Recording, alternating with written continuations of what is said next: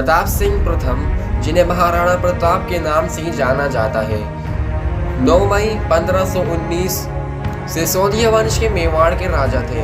Pratap guerrilla युद्ध के माध्यम से अकबर के अधीन मुगल साम्राज्य के विस्तारवाद के खिलाफ अपने सैन्य प्रतिरोध के लिए एक लोकनायक बन गए, जो शिवाजी सहित मुगलों के खिलाफ बाद के विद्रोहियों के लिए प्रेरणादायक साबित हुआ। दोस्तों, फैक्ट नॉलेज वर्ल्ड की वीडियो में एक बार फिर आपका स्वागत है। महाराणा प्रताप का जन्म मेवाड़ के उदय सिंह द्वितीय और जयवंता बाई के घर हुआ था।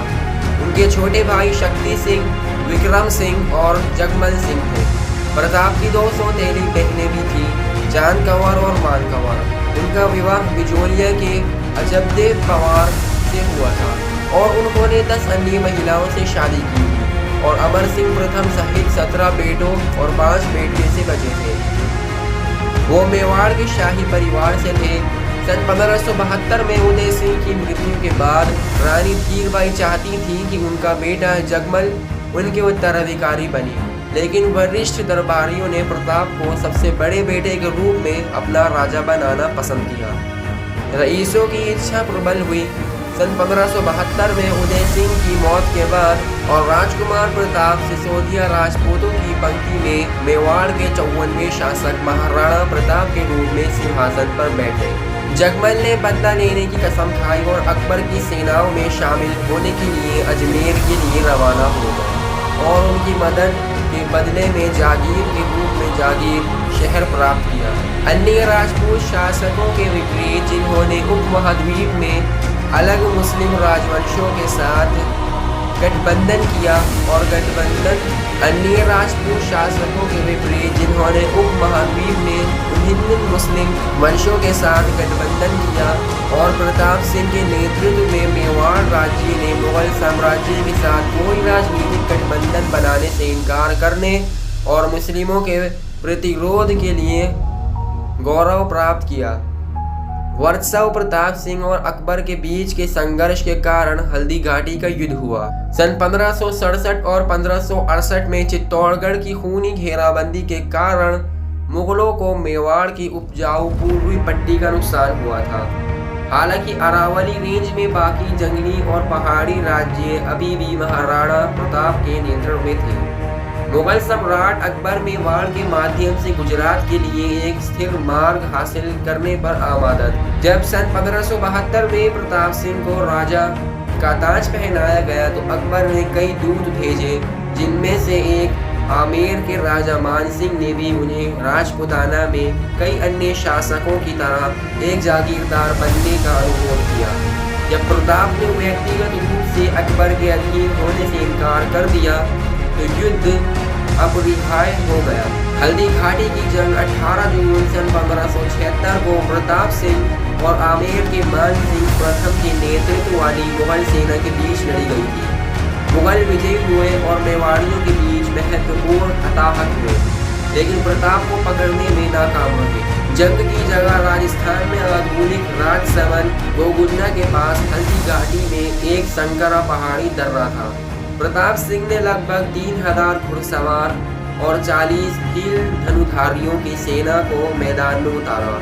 मुगलों का नेतृत्व अंबर के मान सिंह ने किया था, जिन्होंने लगभग 10,000 पुरुषों की सेना की कमान संभाली थी।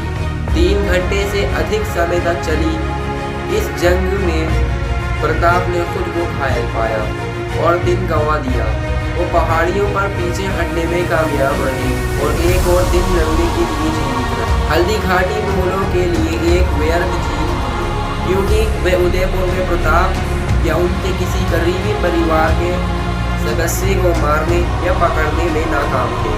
जबकि ये भी दावा किया जाता है कि प्रताप एक सफल भागने में सक्षम थे। मान सिंह 1 सप्ताह के भीतर हल्दी घाटी के बाद अपने अभियान बंद करने के बाद गोगुंडा को जीतने में कामयाब रहे। इसके बाद अकबर ने नवंबर सन 1576 में राणा के खिलाफ एक निरंतर अभियान का नेतृत्व किया और जल्द ही गोगुंडा, उदयपुर और कुंभलगढ़ सभी मुगल नियंत्रण में थे। सन 1579 के बाद बंगाल और बिहार में विद्रोह और मिर्जा हकीम की पंजाब में घुसपैठ के बाद मेवाड़ पर मुगल दबाव कम हो गया। इसके बाद अकबर ने अब्दुल रहीम खाने खाना को मेवाड़ पर आक्रमण करने के लिए भेजा, लेकिन वे अजमेर में रुक गए। सन 1582 में प्रताप सिंह ने देवर की लड़ाई में मुगल चौकी पर हमला किया और कब्जा कर लिया। इसमें मेवाड़ में सभी 36 मुगल सैन्य चौकियों का स्वतः परिसमापन हो गया। इसके बाद अकबर ने जगन्नाथ कछवाहा को 1584 में मेवाड़ पर हमला करने के लिए भेजा। सन 1585 में अकबर लाहौर चले गए और अगले 12 साल तक उत्तर पश्चिम की हालात को देखते हुए वहीं रहे। इस अवधि के दौरान कोई बड़ा मुगल अभियान मेवाड़ नहीं भेजा गया। इस स्थिति का लाभ उठाते हुए प्रताप ने मुगल सेना को हराकर अधिकांश मेवाड़ अपनी राजधानी में कर लिया। चित्तौड़गढ़ और मंडलगढ़ क्षेत्रों को पुनः प्राप्त कर लिया। इस अवधि के दौरान उन्होंने आधुनिक डूंगरपुर के पास एक नई राजधानी चावंड का भी निर्माण किया। चावंड में महाराणा प्रताप के दरबार ने कई कवियों, कलाकारों, लेखकों और कारीगरों को आश्रय दिया था। चावंड कला विद्यालय राणा प्रताप के शासनकाल के दौरान विकसित किए गए थे। महाराणा प्रताप ने 56 क्षेत्र में शरण ली और मुगलों के गढ़ों पर आक्रमण करने लगे। सन 1583 तक उन्होंने पश्चिमी मेवाड़ पर सफलतापूर्वक कब्जा कर लिया था, जिसमें देवर, आमेर, मदारिया, जावर और कुंभलगढ़ का किला शामिल था। फिर उन्होंने चावंड को अपनी राजधानी बनाया और वहां चामुंडा माता मंदिर का निर्माण किया। महाराणा थोड़े समय के लिए शांति में रहने में सक्षम हुए और मेवाड़ में व्यवस्था स्थापित करने लगे। सन 1585 से अपनी मृत्यु तक राणा ने मेवाड़ के एक बड़े हिस्से को प्राप्त कर लिया। मेवाड़ से पलायन कर चुके नागरिक इस दौरान वापस लौटने लगे। अच्छा मॉनसून था, जिसने मेवाड़ कृषि को पुनर्जीवित करने में मदद की। हालात भी बेहतर होने लगे और क्षेत्र में व्यापार बढ़ने लगा। राणा चित्तौड़ के पश्चिम के क्षेत्रों पर कब्जा करने में सक्षम थे, लेकिन चित्तौड़ पर कब्जा करने के अपने सपने को पूरा नहीं कर। कथित तौर पर प्रताप की मौत शिकार दुर्घटना में लगी चोटों से हुई। चावंड में 19 जनवरी सन 1597 को 56 वर्षीय आयु में वो अपने सबसे बड़े बेटे अमर सिंह प्रथम द्वारा सफल हुए। अपनी मौत पर प्रताप ने अपने बेटे से कहा कि वो कभी भी मुगलों के अधीन ना हो और चित्तौड़ को वापस जीत ले।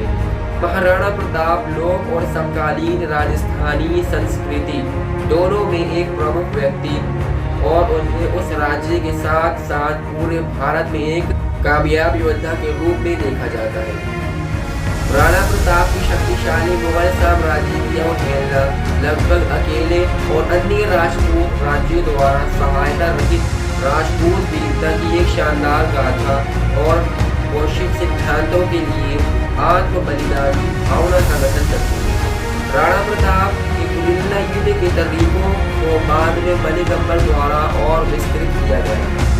दक्कनी जनरल और सम्राट शिवाजी द्वारा बंदोपाध्याय ने भी सतीश चंद्र के विचार को इस अवलोकन के साथ सेकंड किया कि गुरिल्ला रणनीति का उपयोग करते हुए प्रताप की मुगलों की सफल अवधियां भी सम्राट शिवाजी से लेकर बंगाल में ब्रिटिश विरोधी क्रांतिकारियों तक के आंकड़ों के लिए प्रेरणादायक साबित हुई। सन 2007 में पूर्व राष्ट्रपति प्रतिभा पाटिल द्वारा भारत की संसद में महाराणा प्रताप की एक प्रतिमा का अनावरण